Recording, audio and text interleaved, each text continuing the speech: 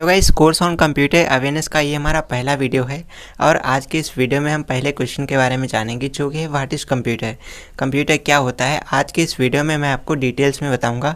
इसके अंदर हम जानेंगे कंप्यूटर की फुल फॉर्म क्या होती है, कंप्यूटर की डेफिनेशन क्या होती है, इसका इंट्रोडक्शन क्या होता है और कंप्यूटर कैसे कार्य करता है। तो कंप्यूटर से जुड़ी सारी जानकारी आपको इस वीडियो में मिलेगी, तो वीडियो को पूरा आखिरी तक जरूर देखिएगा। और कंप्यूटर और इंटरनेट से रिलेटेड ऐसे ही और ज़्यादा वीडियो सीखने के लिए हमारे चैनल को भी सब्सक्राइब कीजिएगा। तो चलिएगा इसे स्टार्ट करते हैं आज का वीडियो।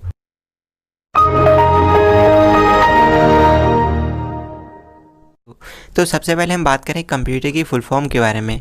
तो गाइस कंप्यूटर की फुल फॉर्म होती है common operating machine purposely used for technological and educational research. एक बार फिर से रिपीट करता हूँ, common operating machine purposely used for technological and educational research. Alright guys, इसके बाद में बात करते हैं इसकी डेफिनेशन के बारे में, कंप्यूटर की परिभाषा क्या होती है। तो यहाँ पर लिखा है computer is a electronic programmable device. Computer क्या है? कंप्यूटर एक इलेक्ट्रॉनिक प्रोग्रामेबल डिवाइस है। अब यहाँ पर दो टर्म आए हैं, एक इलेक्ट्रॉनिक एक प्रोग्रामेबल।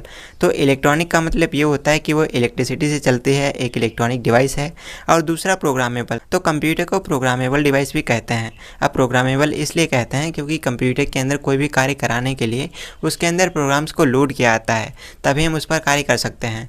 जैसे अगर आप अपने कंप्यूटर में जोड़ घटाना करना चाहते हैं, एडिशन करना चाहते हैं, तो पर एडिशन करने के लिए उसके अंदर पहले से ऑपरेशंस को परफॉर्म किया जाता है, पहले से प्रोग्राम्स को लोड किया जाता है, और प्रोग्राम्स लोड होते हैं तभी हम अपने ऑपरेशंस को उस पर परफॉर्म कर सकते हैं। तो इसीलिए कंप्यूटर को इलेक्ट्रॉनिक प्रोग्रामेबल डिवाइस कहा जाता है। आगे लिखा है which works on the principle of IPO system. और जो कंप्यूटर होता है ना, ये आईपीओ सिस्टम के प्रिंसिपल पर कार्य करता है। अब ये आईपीओ सिस्टम क्या होता है आगे हम विस्तार से जानेंगे। तो गाइस आईपीओ का मतलब होता है इनपुट प्रोसेस आउटपुट। कंप्यूटर में सबसे पहले डेटा को इनपुट किया जाता है, उसके बाद प्रोसेसिंग होती है, फिर आउटपुट मिलता है। तो इसी आईपीओ प्रिंसिपल पर हमारा कंप्यूटर कार्य करता है। आई होप आपको समझ में आ गया होगा। चलिए इसके बाद में बात करते हैं कंप्यूटर के इंट्रोडक्शन के बारे में, कंप्यूटर के परिचय के बारे में। तो गाइस यहाँ पर लिखा है computer word derived from compute. जो कंप्यूटर शब्द है ये कहाँ से बना है, इसकी उत्पत्ति कहाँ से हुई? तो कंप्यूट नामक एक शब्द से हुई। कंप्यूटर एक वर्ड था, इसी वर्ड से मिलकर के बना है कंप्यूटर। आगे लिखा है विच मीन्स कैलकुलेशंस। और दोस्तों जो कंप्यूट वर्ड होता है इसका मीनिंग होता है कैलकुलेशंस, यानी कि गणनाएं। आगे लिखा है so device which is use for calculations known as computer. तो वही लिखा है कि ऐसी डिवाइस जिसका इस्तेमाल किया जाता है, जिसको प्रयोग किया जाता है कैलकुलेशंस करने के लिए, उसे हम कंप्यूटर कहते हैं। तो इसका मतलब सिंपल सा है कि कंप्यूटर कंप्यूट नामक शब्द से मिलकर के बना है। कंप्यूट का मतलब होता है गणनाएं, कैलकुलेशंस, और ऐसी मशीन, ऐसी डिवाइस जिसकी सहायता से हम गणनाएं करते हैं, कैलकुलेशंस करते हैं, उसे हम कंप्यूटर कहते हैं। ऑलराइट गाइस, आगे लिखा है इन हिंदी संगणक। कंप्यूटर को हम हिंदी में क्या कहते हैं? संगणक कहते हैं। आपको ये भी पता होना चाहिए, कंप्यूटर को हिंदी में संगणक कहते हैं। आगे लिखा है Charles Babbage which is a English mathematician known as father of modern computer. Charles Babbage जो कि एक अंग्रेज गणितज्ञ थे, उनको कहा जाता है, क्या कहा जाता है? मॉडर्न कंप्यूटर का फादर कहा जाता है। आगे लिखा है lady Ada Augusta was known as first computer programmer which stores program in analytical engine. Guys जो लेडी एडा अगस्टा हैं, इनको कंप्यूटर का पहला प्रोग्रामर कहा जाता है, और ऐसा इसलिए कहा जाता है क्योंकि उन्होंने, जो चार्ल्स बेबेज ने एनालिटिकल इंजन बनाया था, तो उसके अंदर उन्होंने अपना पहला प्रोग्राम लोड किया था, उसके अंदर प्रोग्राम को स्टोर किया था। तो इसीलिए लेडी एडा अगस्टा को कंप्यूटर की पहले प्रोग्रामर कहा जाता है। चलिए इसके बाद में हम बात करते हैं हमारा जो कंप्यूटर होता है वो कार्य कैसे करता है, ये कंप्यूटर वर्क कैसे करता है। तो गाइस यहाँ पर अगर हम बात करें वर्किंग के बारे में, तो यहाँ पर लिखा है as we know computer machine always works on IPO system. Guys जैसा कि आपको पता है, हमने पीछे अभी बताया था कि जो कंप्यूटर होती है ये कैसे कार्य करती है, ये आईपीओ सिस्टम के प्रिंसिपल पर कार्य करती है।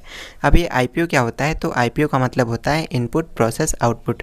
तो अब कंप्यूटर कैसे कार्य करता है? तो सबसे पहले इनपुट डिवाइसेस की सहायता से, इनपुट डिवाइसेस जैसे हमारा कीबोर्ड होता है, माउस होता है, तो कीबोर्ड माउस ऐसी इनपुट डिवाइसेस की सहायता से कंप्यूटर के अंदर डेटा को इनपुट किया जाता है।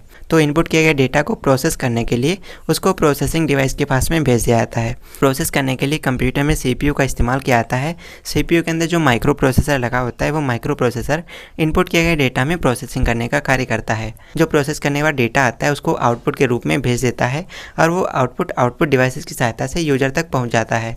तो इस तरीके से हमारा कंप्यूटर सिस्टम कार्य करता है। तो वहीं यहाँ पर लिखा हुआ है data input by user through input devices. जो डेटा होता है उसको इनपुट किया जाता है यूजर के द्वारा, और यूजर कैसे इनपुट करता है? इनपुट डिवाइसेस की सहायता से इनपुट करता है। एंड प्रोसेस डेट, और इनपुट करने के बाद डेटा में प्रोसेसिंग करी जाती है, उसको प्रोसेस किया जाता है। And gives result through output devices, और प्रोसेस करने के बाद में जो रिजल्ट आता है उसको आउटपुट डिवाइसेस की सहायता से यूजर को दे दिया जाता है। तो इस प्रकार से हमारा कंप्यूटर सिस्टम कार्य करता है। आई होप आपको समझ में आ गया होगा। तो गाइस आज हमने एक नया कोर्स लॉन्च किया है जिसका नाम है कोर्स ऑन कंप्यूटर अवेयरनेस, जिसको हम शॉर्ट में CCA बोलते हैं। तो इस कोर्स से रिलेटेड अगर आपको कोई से भी ट्यूटोरियल देखना है तो चैनल को सब्सक्राइब कर लीजिए और डिस्क्रिप्शन में चले जाइए, वहाँ पर आपको इस कोर्स का प्लेलिस्ट मिल जाएगा। तो इस प्लेलिस्ट पर विजिट करके आप इस कोर्स से रिलेटेड सारे ट्यूटोरियल्स को देख सकते हैं। तो फिलहाल दोस्तों आज का वीडियो आपको कैसा लगा कमेंट करके जरूर बताइएगा। मन में कोई सवाल हो तो कमेंट कीजिएगा और ऐसे और ज़्यादा वीडियो सीखने के लिए चैनल को भी सब्सक्राइब कीजिएगा। तो चलिए दोस्तों जल्दी ही मिलते हैं आपसे एक और नए वीडियो के साथ। तब तक के लिए देखते रहिए और सीखते रहिए। नमस्कार।